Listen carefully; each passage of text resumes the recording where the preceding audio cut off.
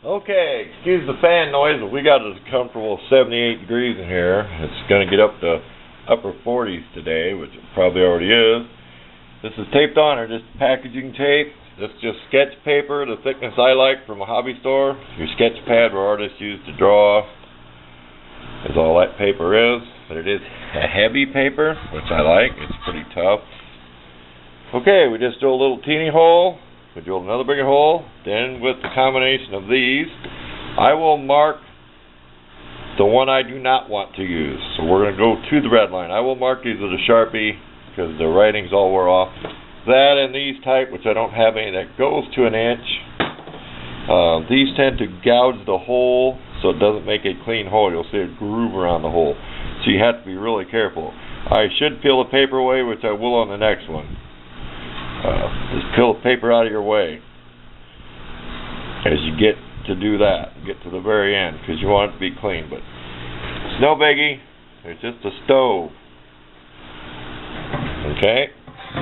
We got our top on first. Make it solid. Like I said, we put our rivet on either side of there. Rivet it down the seam. If these do burn out, which I've had pretty good luck using them on stoves, just an 1/8 inch. If they do, throw them out. Put bigger ones. Okay, back to work. We'll have a corner hole drilled in here because this is a hole. This should be marked on here. This should be 5 inches for the hole. Okay, door should be 6 inches. We got a 1/2 inch overlap. I did post the video with the design. I didn't put it on there, so 5 inch hole, 5 by 5. Now we can mess this all up because we don't care. So I'm going to drill the holes in the corner. Then we'll take my cutter blade, 4.5 inch grinder. We'll follow that line. Doesn't have to be perfect. When the door's shut, you'll never notice it. This is the thing we're trying to get precise. We plan on putting sand and ashes in the bottom of this to keep the bottom going.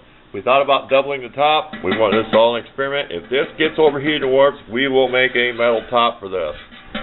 I will not scrap this idea. I'll just make a metal top and make a video of it. Just like that 1/8 inch steel. It won't be 1/4 inch. It'll be like the 1/8 inch, the real thin stuff, just to make another top for this to go on here. Okay, back to work. Okay. We got the door cut out. We drilled our holes in the corner, about an 1/8 inch hole. Next, we will make a template that is 6 inches square. We will put that on the other part of the pipe, the other half of the pipe, and we will cut it out that way because you got to remember, when you put something on a curve, it's going to be different than when it's flat.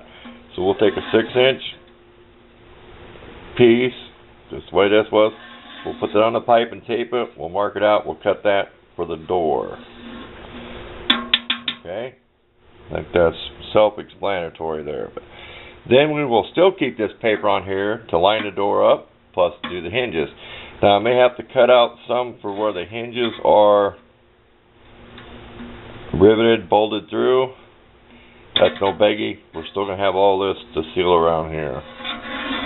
It's always tighter at the hinge anyway. So there we go. These didn't turn out perfect. Nice file down. This chainsaw file. Homemade handle. Filed it, Dremel, stone, anything. They're never perfectly round.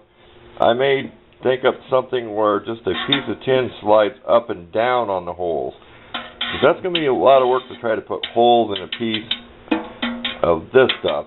Maybe a piece of metal so you could slide it. So that design is still in my head. I may make something where it just slides up and down on the holes. More likely, these will be open all the time. This is not going to have a real big fire in it. I just want it so you can fit a lot of sticks, twigs, stuff. And it could have been shorter. You could have made this stove 11 inches instead of 12. But I wanted plenty of room before the fire got up here. Okay, on with the show. Take a block of wood.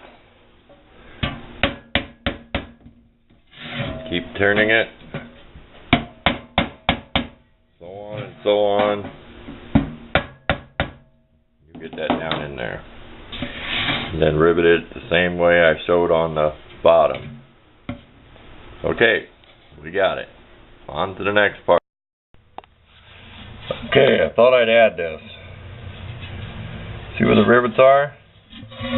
I can come up here and see. Try to catch the center of the seam where this overlaps, which would put you about right here, about the same as you put screws.